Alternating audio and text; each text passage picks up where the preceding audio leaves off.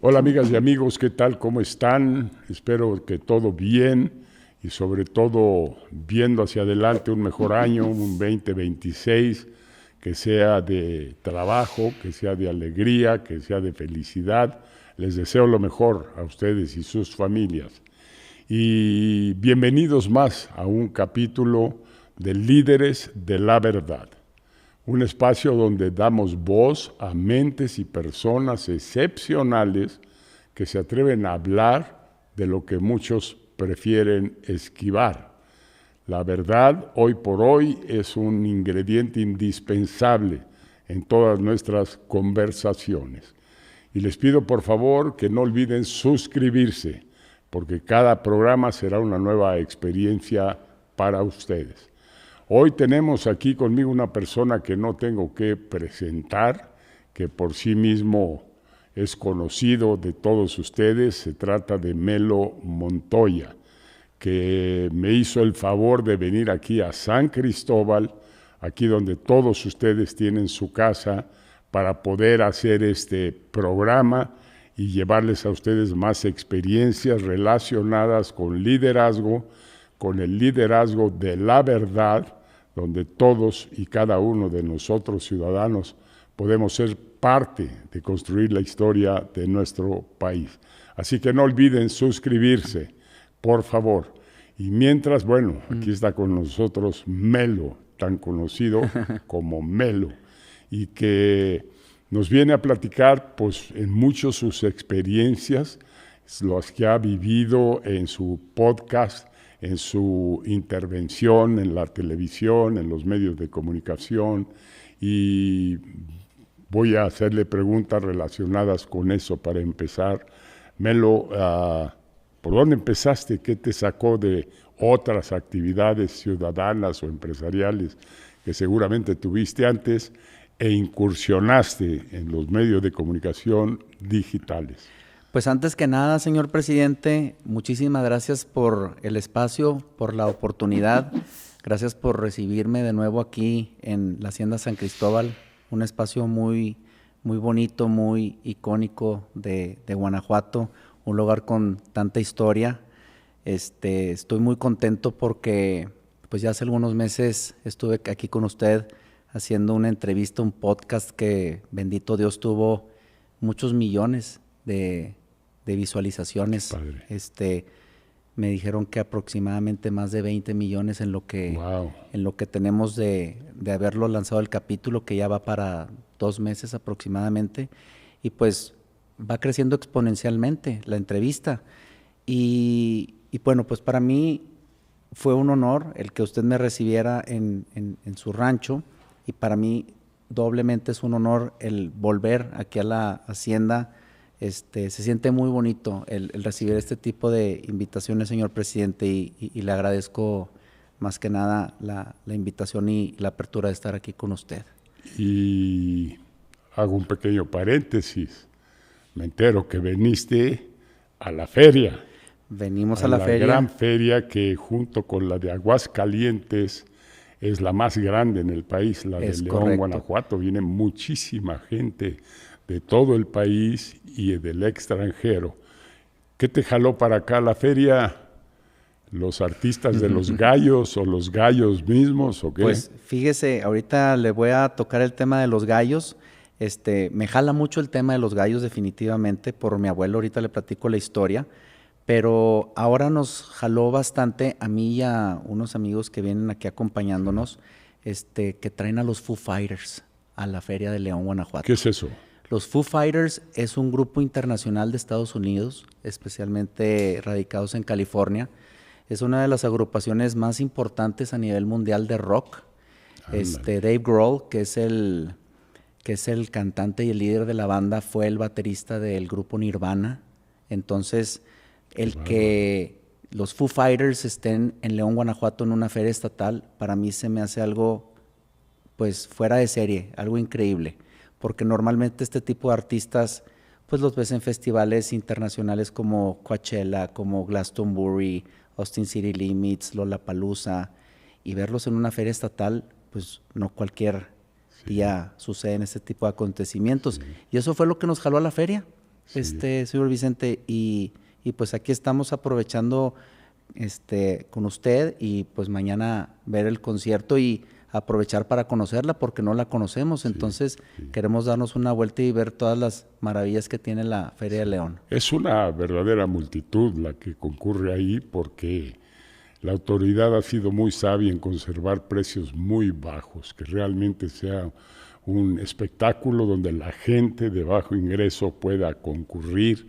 Está atascado de fritangas, de tacos, de pollos, de todo lo que se te pueda antojar para comer, hasta las famosas tortas de León, esas con chicharrón y con salsita de esa roja picante, buenísimas. Pero además, pues hay una exhibición de calzado brutal. Y fíjate lo curioso, ahí desplazan las fábricas de calzado directamente lo que se les quedó de la temporada de diciembre. Ah, mire, qué interesante. Entonces aquí aprovechan esto para sacar el inventario a precios verdaderamente de remate. Encuentras ahí más económicos, las botas vaqueras, los zapatos.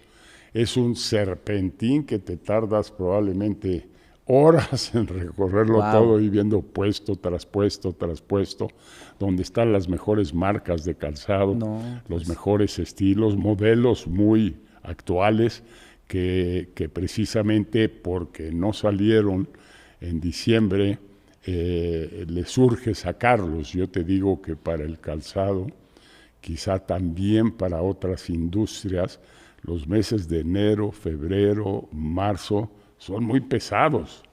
Tardas en agarrar tracción, tardas en que te vuelvan a comprar, porque los clientes también se quedan con inventarios. Entonces, no es que esa feria se construyó para eso, porque la celebración ahí es el 20 de enero, que es la fecha de la fundación de León, que lleva prácticamente ya 500 años de ser municipio en esta nuestra historia. Así que qué bueno que viniste. También seguramente en Los Gallos vas a encontrar cosas muy atractivas. Me encantan los gallos. Y poquitas apuestas ahí al Giro o al Colorado. Es correcto, al Partido Verde o al Partido Rojo, ¿verdad? Exactamente. Aquí son permitidas las peleas. Sí, la pelea de gallo, ahora sí que, perdón que lo diga, pero a muerte. Ahora sí que el gallo, hasta que entrega todo el equipo, hay un ganador. Mi abuelo tenía un partido. Paga apuestas muy grandes, la gente le mete mucha lana. Una cosa curiosa que no estoy para reseñar para la gente, pero ya cuando el gallo está ahí tirado y esto y el otro, llega el maestro lo agarra y se mete el pico del gallo aquí la cara y le chupa y le sopla para con agua mineral, un poquito. Señor presidente, con agua mineral para hacerlo enojar, que se le pare la cresta y que no esté listo para el combate. No lleva tequila, es agua mineral, no sé, pregunto. Según yo le ponían agua mineral para que por la nariz, como que se le despierte el cerebro, se enoje y esté listo para el combate. Porque es muy parecido a Vicente Fernández, él ahí se pone su vaso de agua, entre comillas, y chúpale, y le sale más fuerte la voz. Para que se le abra la garganta.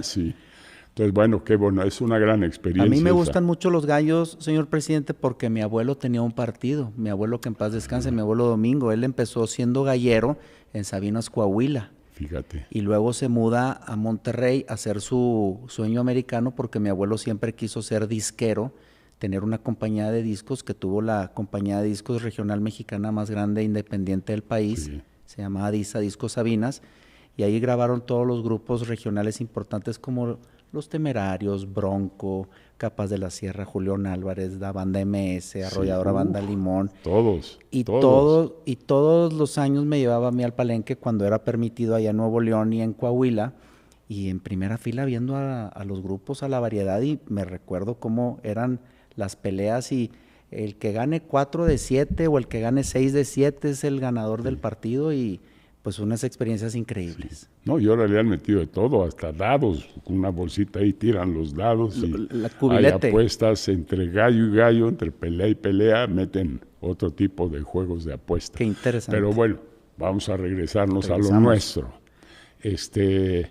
que tiene mucho que ver con esto que estamos platicando, porque aquí la plaza es una plaza de emprendedores, muy parecida y similar a Monterrey y a Nuevo León, y que le dan gran dinamismo a la empresa. Entonces, ¿tú por dónde empezaste tus actividades? ¿Fue en negocios, ejecutivo, después de la universidad? Y platícame sobre todo del salto a esta actividad tan profesional. Pues yo empiezo, señor presidente, en la compañía de mi abuelo. En la compañía de discos de mi abuelo empiezo ahí haciendo mis pininos. Yo vendía los cassettes y los LPs que mi abuelo pues producía de todos estos grupos. ¿Pero los vendías el mayoreo a las tiendas o cuate por cuate le vendías? No. El mayoreo de tienda por tienda, eso lo hacía mi mamá con sus hermanos.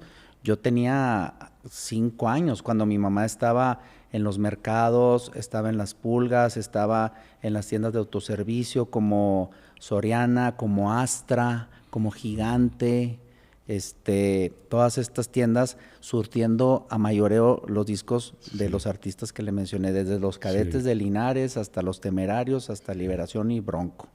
Pues yo estaba muy pequeño, mi mamá me llevaba en carriola todavía porque no tenían carro. Cuando ellos se vienen de Sabinas, Coahuila, a Nuevo León a emprender este sueño de ser disqueros, productores musicales, pues no había tanta lana.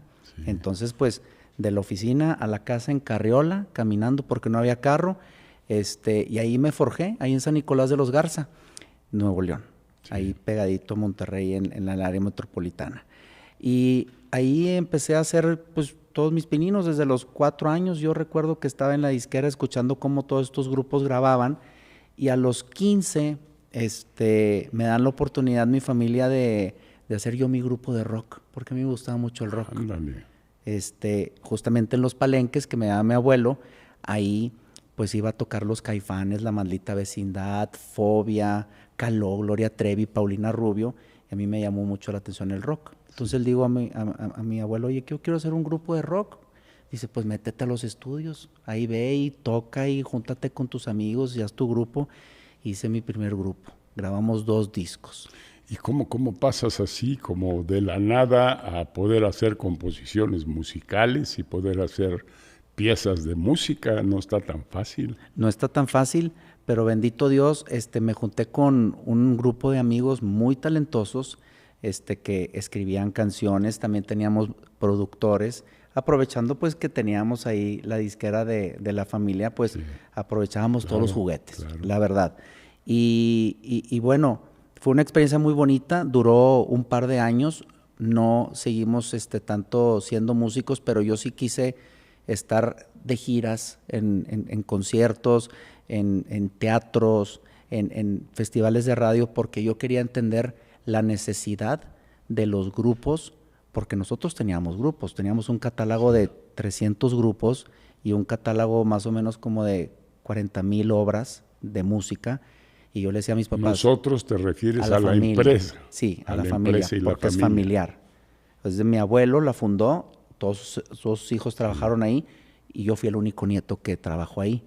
Entonces yo le decía a mis papás, quiero ver qué es la necesidad de los grupos cuando van de gira, hoteles, camionetas, escenarios, esto y lo otro. Pues me voy a echar yo de músico para saber qué es lo que necesitan para cuando yo esté detrás del escritorio, pues satisfacer las necesidades que tienen los grupos y que no haya queja, porque los grupos al final de cuentas pues son divos todos, ¿verdad? Y tenemos que tratarlos pues como lo que son artistas. Ahorita que dijiste verdad, me refiero a líderes de la verdad, y que es tan importante esto que nos estás platicando, pero luego a veces la gente lo ve a distancia. No, esos cuates de la tele, ellos saben cómo hablar, ellos se prepararon, pero yo creo que el liderazgo y emprender es una actividad que está al alcance de todas y cada uno de nosotros, 100%, absolutamente de todos. Acuerdo. Es cuestión de tener inquietudes, de ser observador, de escoger una actividad y moverte como tú lo hiciste. Pues es de tener iniciativa, de tener enfoque, de tener visión y de saber lo que quieres hacer. Y poder despegar, porque a veces se queda uno atorado en la idea o a veces se queda uno atorado en esto de emprender, en la idea, más arrancar un poquito y luego sentir el frío invernal de pagar la nómina, Sí. de juntar para el gasto, de echar a andar la empresa, de hacer todo el red tape de registros, 100%. que me supongo que en ese mundo que te moviste, si algo hay muy especial ahí es la cuestión legal y de registro de las Legal, canciones, autoral, de derechos. registro.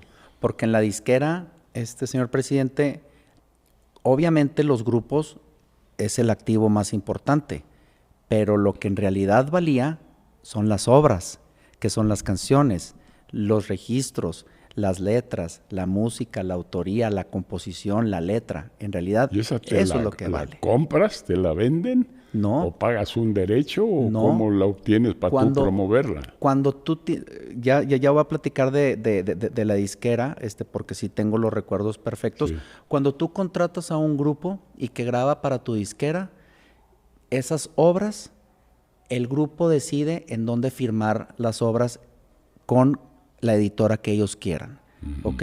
Entonces, nosotros dentro de la disquera teníamos una editora que se llama Edimonza, Editora Monterrey S.A.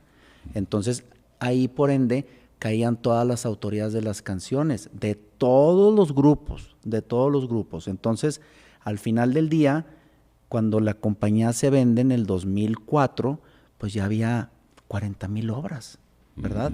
Pues es como tener esculturas, como tener cuadros, como tener, pues, piezas de arte, ¿verdad? Fíjate que yo me metí en una discusión, ahora sí que como se dice, me metí entre las patas de los caballos. En Miami me encontré un cuate que tiene una pequeña transmisora de televisión hoy y la tiene con noticieros y con programas y todo lo que tú quieras y mandes, pero de este tamañito comparado con Televisa. Él fue un alto ejecutivo de Televisa.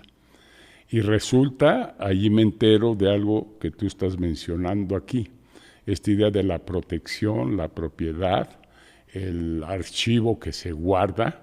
Correcto. Hay un archivo fenomenalmente grande de Televisa con toda la historia de México ahí, todos Sí, los programas. son bibliotecas desde lo gigantes. musical, lo cultural, lo histórico, lo político, todo está ahí en esos archivos y tienen propiedad.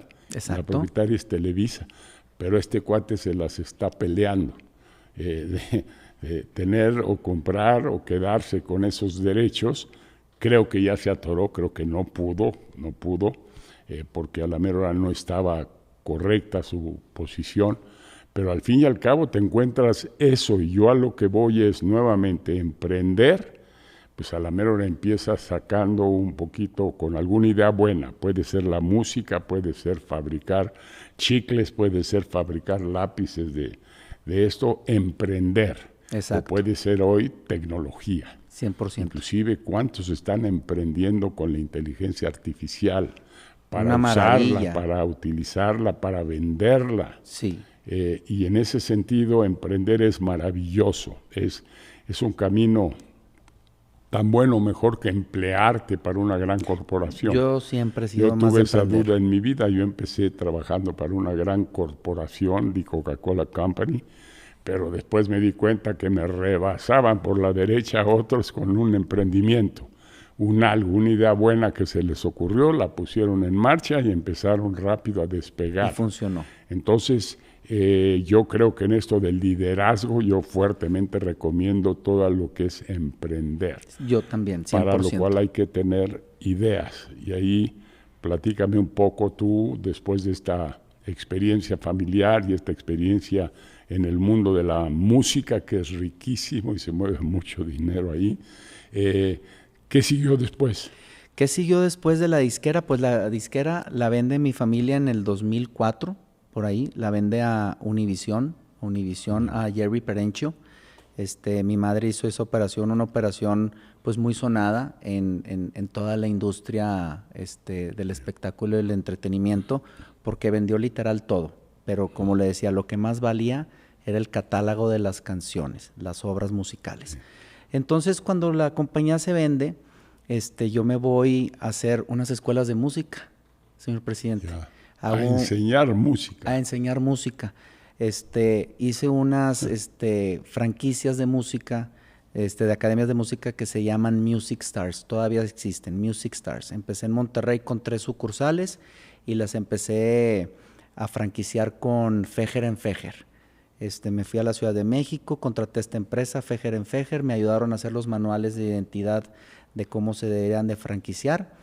Y en ese momento se me viene mi hermano y me dice, ayúdame a hacer conciertos.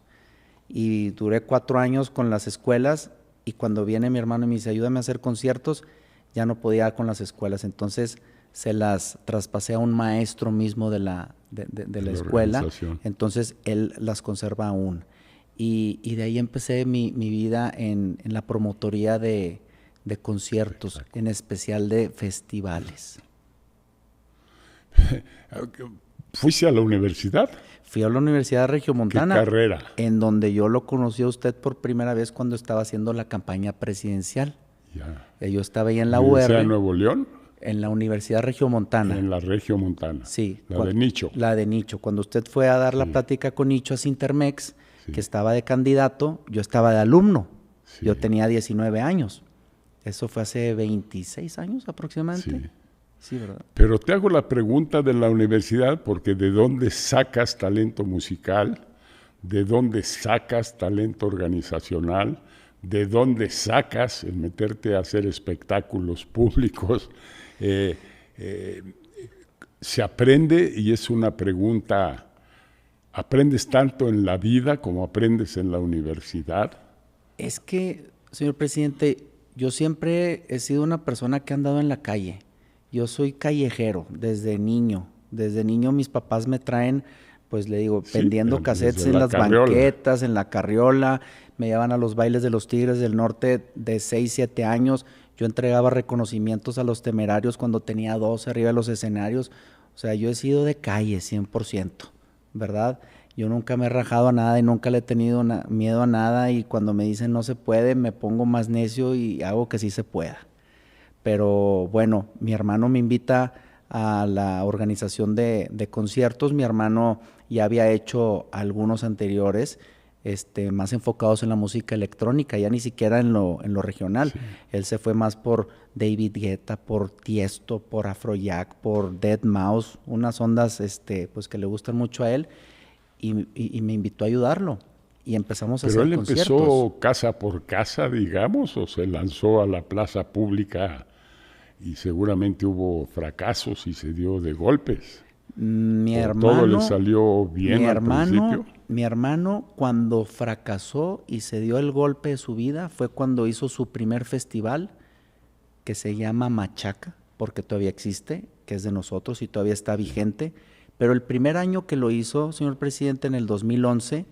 3 días antes de que fuera el concierto con el Tri de Alex Lora nada vendido. De cartel, de cabeza de cartel, no, fue lo del Casino Royal en Monterrey, que quemaron el casino los malitos, y pues la gente ya no quiso salir a la calle. Entonces, de esperar 10,000 gentes, fueron 1,000, porque la gente pues pensaba que iba a suceder cosas malas, pues era toque de queda en Nuevo León.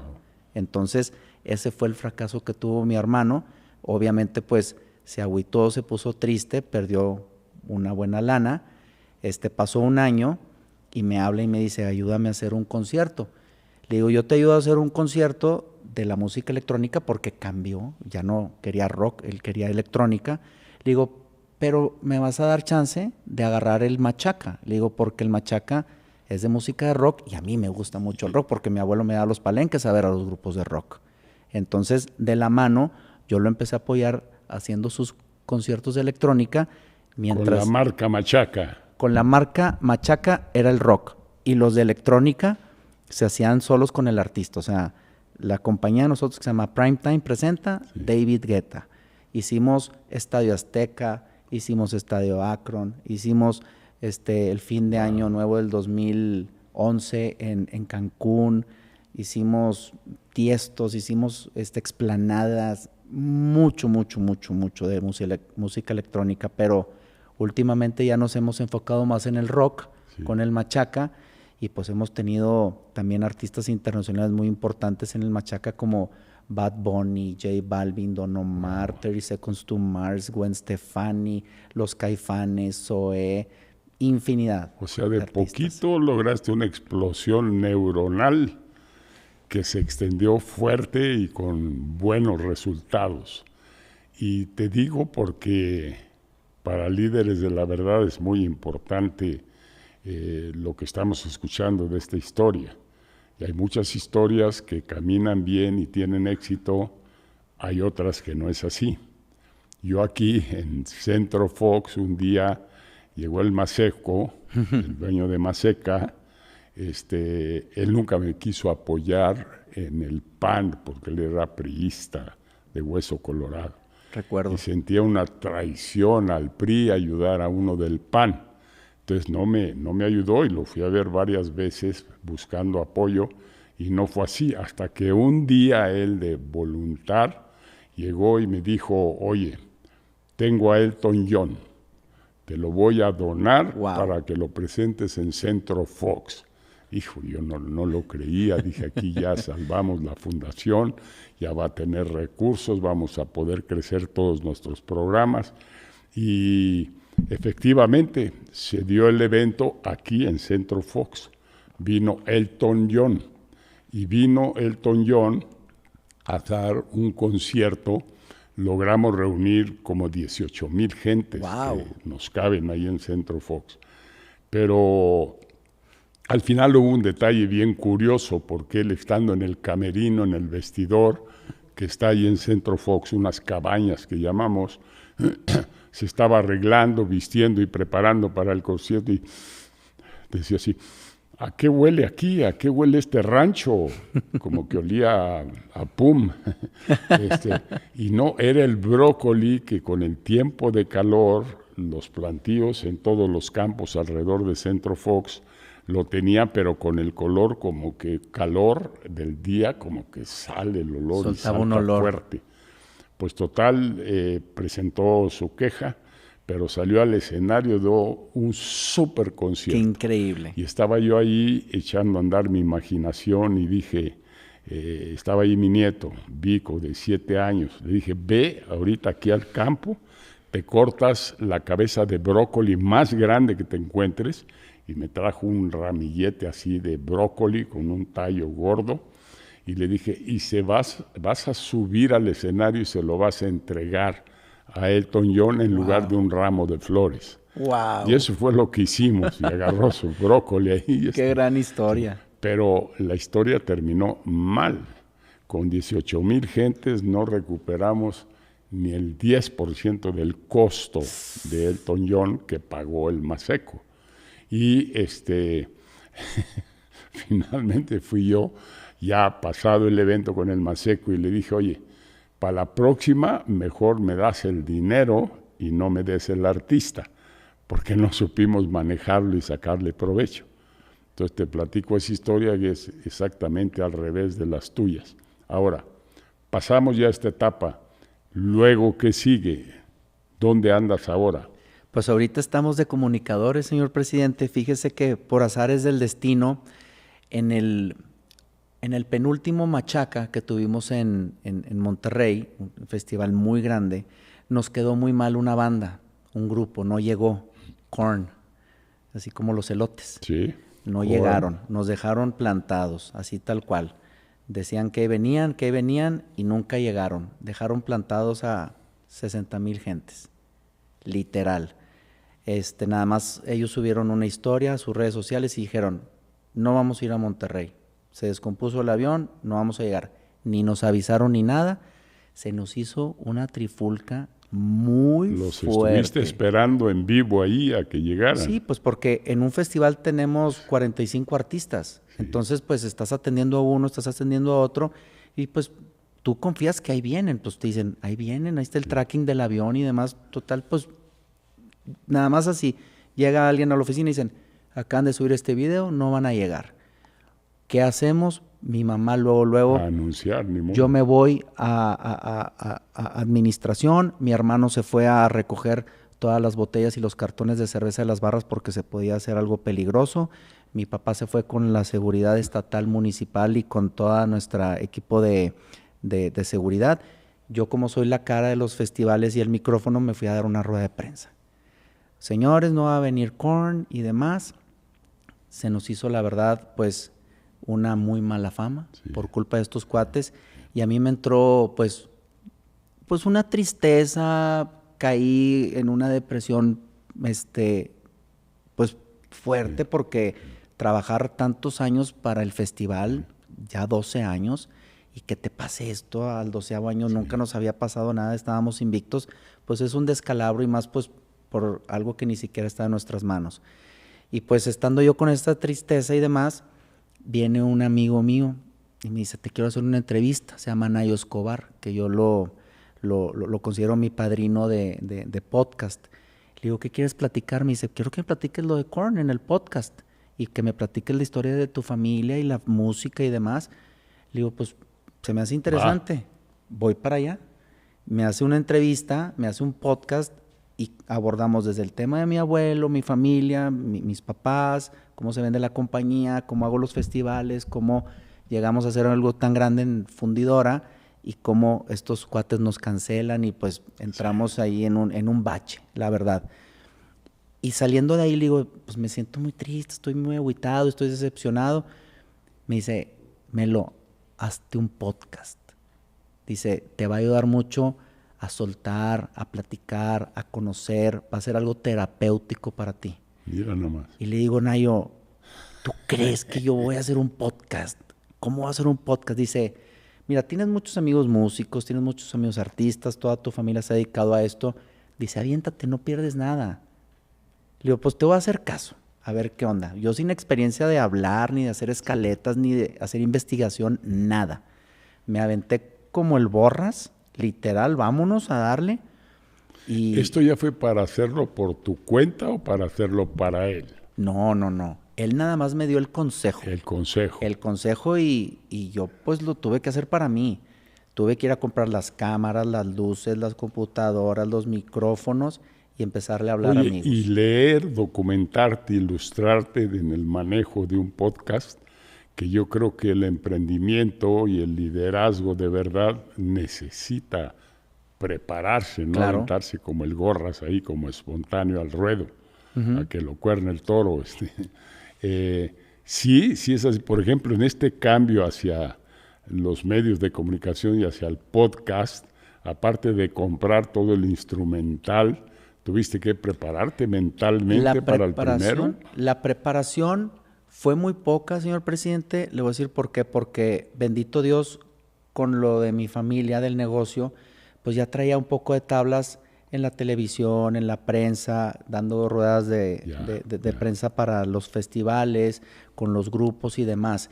Mi madre ha sido una persona muy importante en la industria que también, pues, daba sus conferencias, sus pláticas en la tele, sus premios que entregaba en Billboard y demás. Entonces ya traía algo yo ahí. De hecho, a la cámara yo nunca le he tenido miedo. Ya no le tenías miedo a la cámara. Nada. Pero obviamente la estudiada de cada personaje, de cada talento que había que entrevistar, pues Eso era sí. lo complicado, ¿verdad? O sea, si voy a entrevistar al señor presidente, pues tengo Preparas. que leer, ver videos y demás y pues nútrete de todo esto, ¿verdad? Y le digo, los primeros 10 episodios no tenía ni un like, no tenía ni un comentario, nadie me seguía. Ya me estás animando a mí de que al principio no camina, pero luego camina. No camina, pero entrevisté a don Cesario Sánchez, vocalista de Los Cardenales de Nuevo León. Sí. Y un personaje con tanta historia, con tantas anécdotas, que le llamó tanto la atención a la gente, y ese capítulo, que era como el 12º, 13º, explotó. Fue tu despegue. Y de ahí explotaron todos los que ya había hecho yo. Y a partir de ahí ya me motivé. A ver, platícame eso, ¿cómo sucede que en el que estás haciendo y pega y tienes éxito, te arrastra a los demás que quedaron en archivos? Sí. Es decir, ¿están vivos los programas ahí atrás? Están vivos porque están todos en las plataformas, señor presidente. O sea, yo desde el 1 que grabé, Sí. están en todas las Ahí plataformas. siguen. O sea, está en YouTube, está en Spotify, está en Facebook, está en Instagram, está en TikTok y en todas las de audio. en todas, desde el 1. Entonces, cuando ven el de don Cesario Sánchez de los Cardenales, les llama mucho la atención la entrevista, cómo se desarrolla, cómo se lleva a cabo, que dicen, oye, ¿qué más ha hecho este hombre? Y se fueron para abajo, para abajo, para abajo, y despegaron también los capítulos pasados. Qué interesante mundo. Oye, bueno, es un mundo de emprender que está lleno de riesgos, pero está lleno de oportunidades. Ahora, en mis lecturas yo leo por ahí del presidente Roosevelt un axioma, una frase contundente que realmente vale la pena conocerla y tenerla muy en mente, que dice, no hay que tenerle miedo más que al miedo mismo. Uh-huh. Y tú eres un ejemplo clásico de eso. No le has tenido miedo al miedo mismo, sino has salido por delante, has hecho lo que te dan tus convicciones, lo que te da tu pensamiento y tus decisiones, y va para adelante. Y si no funciona, pues no funcionó. Pero no tener miedo, yo creo que ese es una cosa fundamental para todos nosotros, las personas y seres humanos, porque qué miedo nos da. Yo mis primeras salidas al templete político, pues casi me hacía pipí ahí, la verdad. Miedo de agarrar micrófono y ponerme a hablar delante de poquita gente, porque al principio pues, eran 3 changos que estaban ahí y había que hablarles de política. Y lo que sí había yo hecho es lo que tú estás diciendo y lo que es muy recomendable, es leer un poco de qué vas a hablar, claro, cómo vas a tratar el tema para poderle dar vuelo y ojalá con eso empezar a despegar. Pero, ¿qué se siente tener éxito tan rápido? Pues mire, o sea, casi en cada actividad, pero particularmente en esta tú trepaste de casi de la nada, pelas para arriba. Pues mire, complementando lo que decía del miedo, yo siempre he dicho que detrás del miedo está el éxito. O sea, tenemos que ser perseverantes, tener una visión, tener un enfoque, tener una claridad de lo que queremos y no tenerle miedo a nada. Porque cuando te frenas, ahí es donde siento que tal vez puede ser el pico del éxito, ¿verdad? Y en cuanto al éxito, yo lo describo, señor presidente, a estar como cuchillito de palo. Todos los días. Ahorita, la verdad, el podcast es uno de los top 3 a nivel nacional, sí, y Latinoamérica y Estados Unidos de entretenimiento, y ahorita con usted incursionamos a la política, ya estamos entrevistando a deportistas también, y lo que yo me he dado cuenta de esto es que tienes que estar trabajando diario, como si fuera un trabajo cualquiera, estar grabando, investigando, viendo qué talento vas a entrevistar, que si vas a sacar música, que si vas a meterte en política, que si vas a meterte en deporte, porque hay una gama tan amplia de personajes que puedes entrevistar, tan interesantes, que como dice mi madre, nunca sabes en dónde va a brincar la liebre.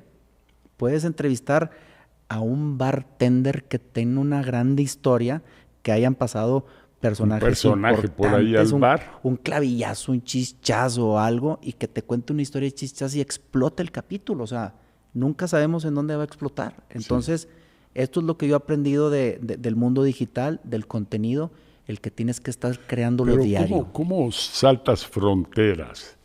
¿El propio medio de comunicación digital es el que sale fuera del país, extra fronteras? ¿O tú que haces algún programa que piensas que te va a dar auditorio allá afuera? Ahí todo depende del talento. Obviamente, usted, señor presidente, pues al ser una figura mundial, pues su programa se vio en todo el mundo. Hice una entrevista a Sebastián, el hijo de Pablo Escobar, que se cambió el nombre. No recuerdo bien el otro apellido. Sí. Acabo de escuchar de él y, por cierto, me están ofreciendo para platicar con él. Increíble. Y acabo de escuchar de él. Sí. Esa es mi entrevista top 1. tiene 4.7 millones de reproducciones únicamente en YouTube y yo creo que en todas las plataformas arriba de 100 millones. Ya. Es una cosa fantástica. Cuando me dijeron, ¿quieres entrevistar a Sebastián Marroquín Santos? Así se llama, Sebastián Marroquín Santos, que ahora ya es Pablo Escobar Jr. No sabía yo a lo que iba, pero investigué. Obviamente soy fan de las series de narcos, las de Pablo Escobar de Netflix, me las aventé toda otra vez, hice mi escaleta de preguntas y cuando la hice con un temor por ser quien es la persona, ¿verdad?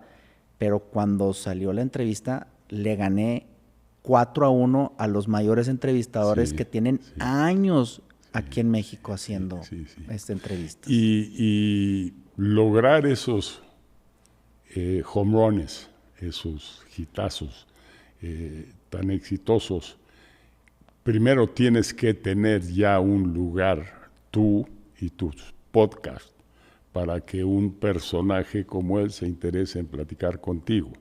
Sí. ¿Es correcto o debes de tener... tú buscas y eres machacón y lo convences de que tiene que darte la entrevista? Pues es de todo un poco. Obviamente tienes que estar bien establecido en números. Tus entrevistas anteriores deben de tener esa audiencia y esos clics necesarios pues para que el talento lo vea y diga, pues sí me conviene ir con él, el otorgarle 1 hora de mi tiempo, pues porque me va a servir y también me va a dar números a mí.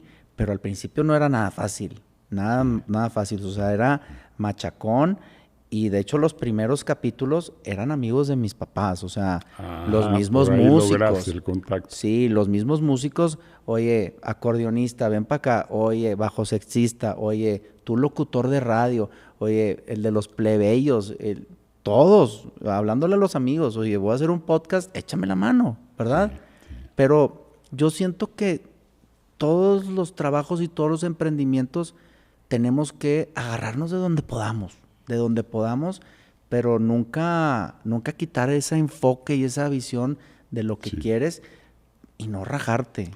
Para un personaje de estos, ¿qué es más fácil aceptarte? ¿Un podcast o una entrevista para X medio de comunicación masivo? ¿Qué les asusta menos o qué les preocupa menos? Yo creo que les asusta más el podcast. Sí, yo creo que les asusta. Vas más a fondo. Vas más a fondo, pues tienes más tiempo para conversar. Los podcasteros pues se meten en temas que normalmente a lo mejor un conductor de televisión no se mete, pues por temas hasta de tiempo, a la mera va a hacer 3 preguntas y se acabó. Sí, 3, 4, 5 minutos. En los programas de Televisa, de TV Azteca, pues el tiempo aire es carísimo y pues a lo mejor va un talento y dicen, oye, tienes 5 minutitos, pero pues en un podcast te echas 10 minutos y yo lo que he descubierto es que a los talentos y a las personalidades les gusta mucho platicar en el podcast porque se desplayan y tienen muchas cosas que decir, ¿verdad? Eso es también lo que yo siento que ha funcionado bastante. Yo estoy pensando, y lo estoy pensando porque tengo el contacto directo, porque es muy buen amigo, el presidente Pastrana de Colombia. Uf. A él lo secuestró la FARC. Pero él fue voluntariamente a buscar a tiro fijo, le llamaban al que estaba del líder de la FARC entonces. Y lo retienen ahí por más de un mes, lo tienen prácticamente encadenado ahí. Es toda una historia, es toda una historia que siento que puede ser muy atractivo porque, primero porque es historia misma, es real el evento y es el actor principal junto con el tiro fijo. Él platica del tiro fijo que fue su captor, el que lo agarró y lo tuvo ahí encerrado. Pero pues, aprovecho para decirle a la audiencia que les prometo que lo voy a conseguir y vamos a hacer un podcast con él para ir a fondo en esa historia que es verdaderamente interesante. Y a la vez él se convirtió en presidente de Colombia. Y ya como presidente volvió a hacer la relación con la guerrilla para tratar de, por la vía pacífica, por la vía del diálogo, que se suspendiera todo ese relajo. No logró el éxito, Luego vino, o antes vino, otro presidente que usó la otra vía, la vía del garrote, la fuerza, tratar de eliminarlos ahí en la selva. Tampoco funcionó. De hecho, todavía están ahí. Pero bueno, eso es esta cosa. Ahora,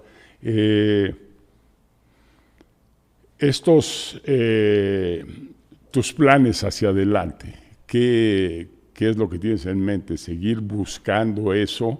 Me platicó Chema, el que te dije de la parte esa de criminal y todo este rollo, con la idea de contribuir a las personas, advertirles, sobre todo a las muchachas, que no cayeran en manos de secuestradores o que no fueran a descuidarse en su ida a la escuela o su ida a la tienda de la esquina.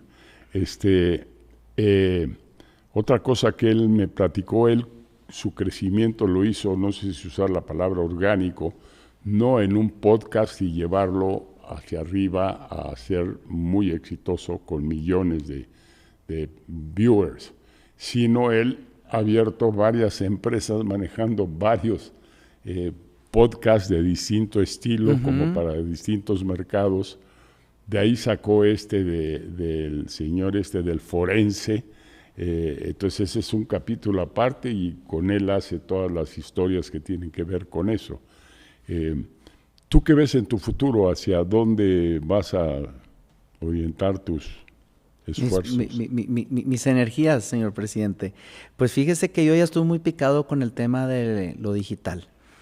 Bendito Dios, el proyecto del podcast ha funcionado más de lo que yo esperaba. Me sorprenden bastante los números, me sorprende que agencias, managers, disqueras, inclusive los mismos artistas mandan mensaje para ser entrevistados. Llevamos 1 año y medio con el proyecto y ha habido proyectos que llevan 5 o 10 años y no han podido despegar como lo cual yo le doy muchas gracias a mi equipo de trabajo que es Viralink, que son una máquina, son muy, muy exitosos. Sí. Y yo voy por el mundo digital de aquí en adelante. No sé cuántos años vaya a apostarle, pero voy a hacer música digital. Voy a seguir con mi programa de entrevistas. Voy a hacer otro programa con mesa redonda para discusión. Vamos por el mundo de los deportes. Ya empezamos con lo de la política con usted, que nos hizo el favor de darnos el espacio. Y entrevistar a líderes de opinión. Y pues replicar lo que hacía mi abuelo de la disquera, sí, pero ahora en digital. Oye, y esta bella dama que yo fui a tratar de encontrar ahí en Austin, Texas, la susodicha inteligencia artificial, ¿no te vas a echar un día una entrevista con la inteligencia artificial? Pues sí me dan muchas ganas, pues usted tuvo a Roberto Martínez ya aquí con usted. Sí. Y Roberto Martínez ya está entrevistando a inteligencia artificial. Sí. Él platica con robots, sí, ¿verdad? Sí. A mí me gustaría platicar con robots, señor presidente, con los difuntos músicos. O sea, ya sea un Michael Jackson, personas importantes, los de ABBA, alguien. Déjame platicarte mi experiencia y una historia muy reciente. Aquí tenemos un equivalente de maestría en liderazgo electoral, aquí en Centro Fox. Y un día me llamaron del PAN y me dijeron, oye, ¿nos harías el favor de estarte comunicando con la juventud panista para que aprendan de liderazgo? Tú eres un buen ejemplo de liderazgo. Y yo le dije, yo no soy el líder que mucha gente imagina que soy. Yo tuve de mentor al Maquío. Y yo anduve 2 años con el Maquío todos los días de la semana, en donde quiera que estuviera, en hoteles rascuaches, en hoteles buenos, en mítines exitosísimos, en mítines malísimos. Y él tenía una fuerza y una inteligencia para hablar increíble, increíble. Enseguida obtenía seguidores. De hecho, los llamados bárbaros del norte, que uno de ellos acaba de morirse muy desafortunadamente, Pancho Barrio, allá de Chihuahua, que fue uno de los grandes que el Maquío buscó. y que pues Ernesto Rufo, tu servidor, Carlos Medina, el Negro Elizondo, salimos un puñado de líderes que aprendimos de él porque él nos buscó. Él vino a cada estado de la República Mexicana a buscar el quién es quién en materia de liderazgo. Y así encontró ese puñado y así logró hacer la revolución que hizo. Bueno, le dije yo al presidente del PAN, oye Jorge, ¿por qué no mejor les presentamos a esta generación de estudiantes de liderazgo electoral al Maquío? Y dice, no, pues el Maquío ya se murió. Le dije, no para la inteligencia artificial. Exactamente. Él sigue vivo, lo podemos volver a poner ahí en el salón de clases, que aparezca el Maquío y que hable con la fuerza arrolladora que tuvo. Bueno, me atoré a la mitad del camino, porque esta empresa de Austin, Texas, que se dedica a aterrizar la inteligencia artificial, me preparó todo el proyecto. Empezamos pensando en Avatar, que los avatares son estos monitos que te venden, que ya lo estamos vendiendo para el Mundial ahí en Guadalajara, pero se atoró el costo. El avatar sale como lumbre, a crear un monito de esos, entrenarlo, capacitarlo, para que sepa hablar espontáneamente, para que sepa decirle a los aficionados que van a Guadalajara dónde están los mejores tacos, las mejores tortas ahogadas, el mejor espectáculo del momento, el mejor evento, etcétera, pero la tienes que entrenar. La inteligencia artificial no es tan inteligente ni es tan artificial, hay que entrenarla. Entonces, nos fuimos por la figura del humanoide, que es esto que ves frecuentemente de una fotografía real del Maquío, lo sacan y lo ponen a mover los labios y a hablar, y entonces pasa su experiencia a los estudiantes. Nos resultó muy bien, pero no encontramos una voz que diera la voz del Maquío. Tenía una voz ronca, agresiva, fuerte. Costó muchísimo trabajo y no lo encontramos.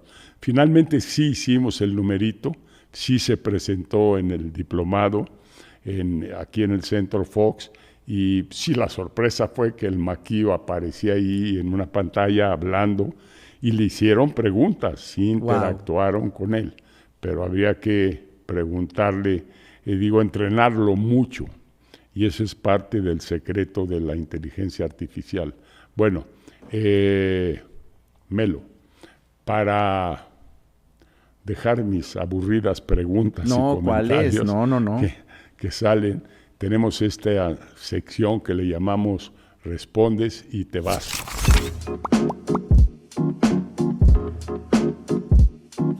En la ilusión, sí, a Fidel Castro, que no tarda, bueno, ya se fue, pero Cuba no tarda en pasar la misma suerte de Venezuela. Sin embargo, ahí pues hago un comentario político. Yo creo que las formas no se cuidaron, se debían de haber cuidado mucho más las formas, si bien el resultado y el evento es maravilloso, pero hay que cuidar las formas. Yo creo que ese mensaje fue brutalmente, creció y llegó a todo el mundo. Y todo dictador o todo autoritario o todo populista hoy se deben de estar preguntando si no les va a llegar algún día la misma ola expansiva.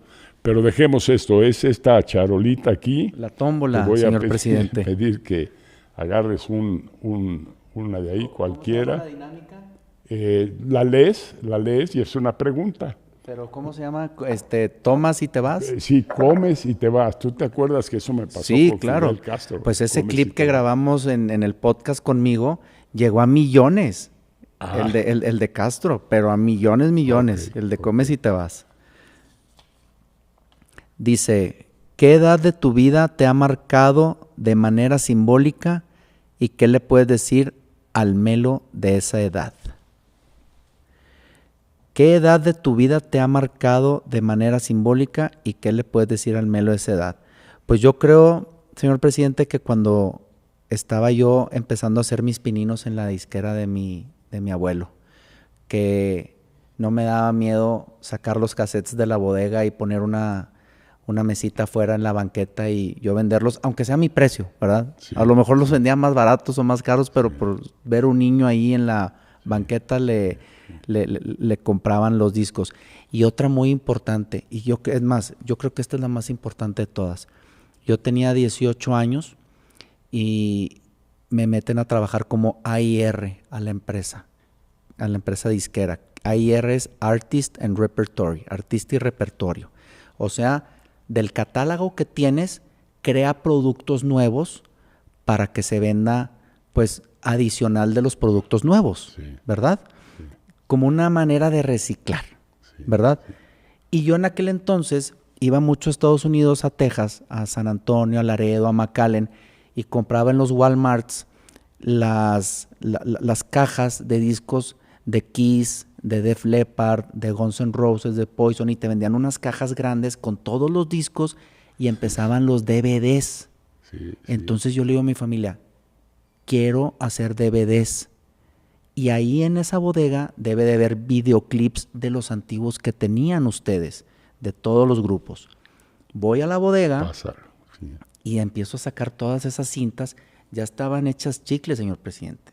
Las tuvimos que remasterizar, las tuvimos que digitalizar en computadora y sacamos los DVDs de los gruperos, de los regionales mexicanos. Fuimos la primera empresa de disquera que sacó esos discos. Vendimos millones y millones de DVDs. Y yo creo que esa fue la época que también me marcó mucho. Sí, amigas y amigos líderes de la verdad, aquí hay una verdad como una catedral, un hecho altamente significativo que es la creatividad, es la innovación, es el hacer cosas nuevas que son el prototipo y el contenido del liderazgo en buena medida. Uh-huh. Esta señora líder en una colonia popular inventa programas, inventa cosas para venderle a la gente, inventa y va y convence a la autoridad que pongan un centro cultural ahí en la colonia. Uh-huh. En fin, echar a andar la imaginación es algo muy importante y es exactamente lo que nos acabas de recordar. O sea, hay muchas cosas que tú puedes aplicar en tu día a día de lo que ya has pasado anteriormente. O sea, te puedes acordar, oye, pues de chiquito yo vendía chicles y pues ahora puedo venderlos pero masivamente, o los puedo vender en las aerolíneas, o no sé, hay tantas cosas. Sí. También lo que me marcó la vida es cómo Nayo Escobar a mí me dice, haz un podcast, que yo no le creí y me lo aventé y pues pegó y funcionó, y ahorita pues mi vida va a ser de aquí en adelante digital a lo que dé, ¿verdad? Padrísimo. A ver, échate otra. A ver, toma si te vas. Come si te vas a la Feria de León, pues. Me voy a la Feria de León a buscar las botas Fox, a ver si encuentro unas ahí. ¿Eh? ¿Hasta dónde estás dispuesto a llegar para seguir creciendo? Pues ya se lo dije hace ratito, yo soy muy testarudo, yo soy muy necio, yo soy muy perseverante, yo no le tengo miedo a nada y yo le voy a dar trancazos hasta que me salgan las cosas. No hay límite, no hay límite verdaderamente, ni en política, ni en negocios, ni en profesión, ni en tarea social. Siempre puedes más y más y más. Sí, es nada más no quitar el dedo del renglón, siempre estar fijo con el enfoque, con la visión. Sé que lo digo mucho, el enfoque y la visión, pero de lo que quieres, porque llega si estás como cuchillito de palo, siempre trabajando por ese sueño.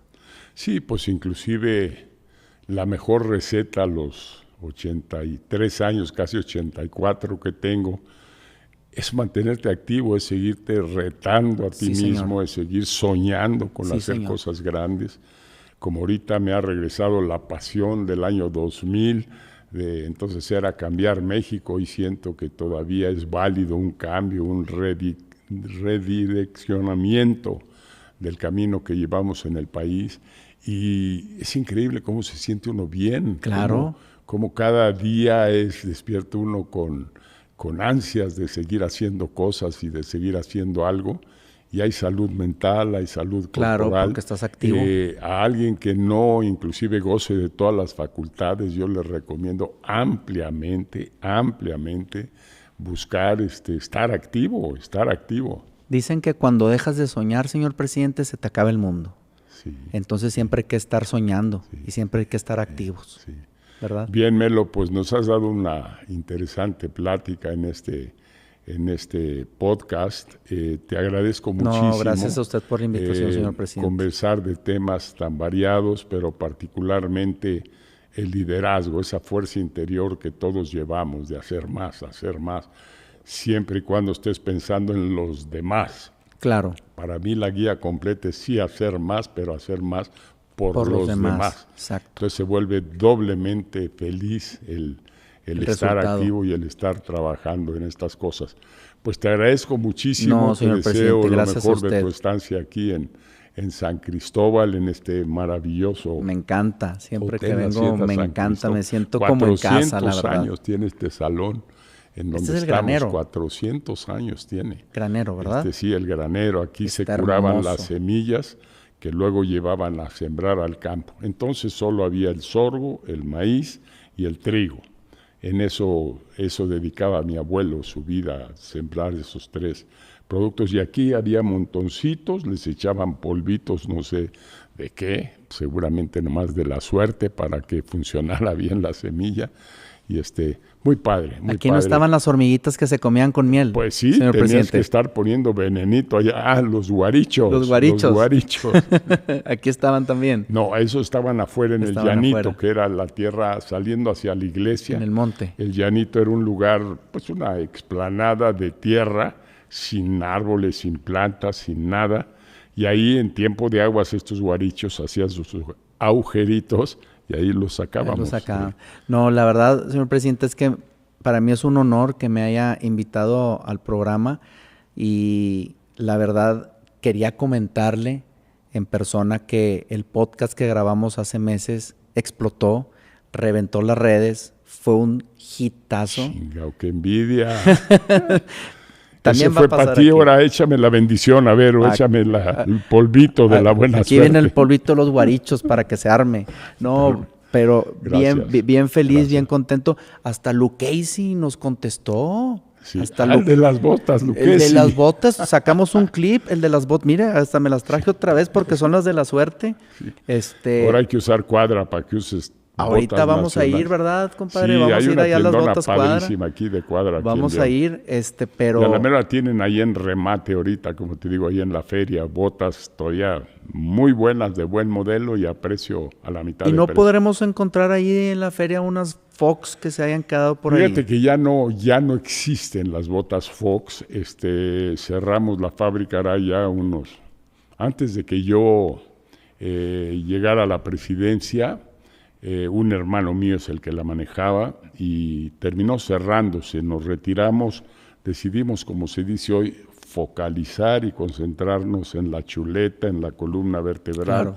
Porque sí nos creímos corporaciones como las de Monterrey, que abren negocio y compran y crecen para acá y crecen están para bárbaros allá. Los regios, y ¿verdad? Luego se te empieza a debilitar todo el asunto. A veces hay que regresar al core. Al core, exactamente. Pues por eso yo estoy ahora regresando al core de mi abuelo, pero en digital. Sí, eso es el mensaje para líderes de la verdad, que nunca sabes en dónde. Gracias, de verdad. Gracias a usted, señor presidente. Muchas gracias. Que vaya súper ahí y ya estamos en contacto. Lo que se le ofrezca, señor presidente. Ya sabe que cuenta con una amistad en Monterrey. Y cuando quiera que volvamos a platicar, capítulo 2, 3, 4, 5, vamos cuente conmigo. Vamos a ir al Cabrito y vamos a ir a hacer el capítulo 2. Encantado de la vida, señor presidente. Se me hace agua la boca. Nos llevamos las Lucchesi, que son las de las de la suerte. Sí. Nos contestaron. Oye, ¿cómo aprovechando el viaje, cómo monetizas el podcast? ¿Qué tienes? Por un lado, promociones, patrocinios. Fíjese. Y por otro lado, el éxito del mismo te va trayendo recursos. ¿O fíjese que yo no he focalizado mis energías en patrocinios ni en marcas, porque es un poquito complejo el irle a vender a una marca tus views, tu aire, tus reproducciones. No he llegado a ese tema. Pero como estamos monetizando ahorita, es con lo que nos está pagando las plataformas. Tanto Meta, que es YouTube, Facebook, Instagram no paga. Sin que anuncies nada. Sin que anunciemos nada. La misma Que así plataforma. no te pueden poner restricciones, ni censuras, ni nada. La plataforma misma te paga y la plataforma misma vende anuncios. Ah, ya. Entonces, eso es la manera en la que ahorita estamos monetizando. Es un círculo virtuoso. Pero lo correcto debería de ser tener también marcas, porque así monetizas más, ¿verdad? O sea, tener un refresco, tener una cerveza, tener una pantalla, tener un producto. Sí, que son los patrocinios que te digo. Exacto. Me falta eso, Sí, señor aunque presidente. luego estas florecitas no pagan nada por eso, esta agüita tampoco. Al revés, le pagamos para tenerla aquí, ¿verdad? Sí. Hecho pues gracias nuevamente. Gracias, señor presidente. Un honor, como siempre, saludarlo. Gracias.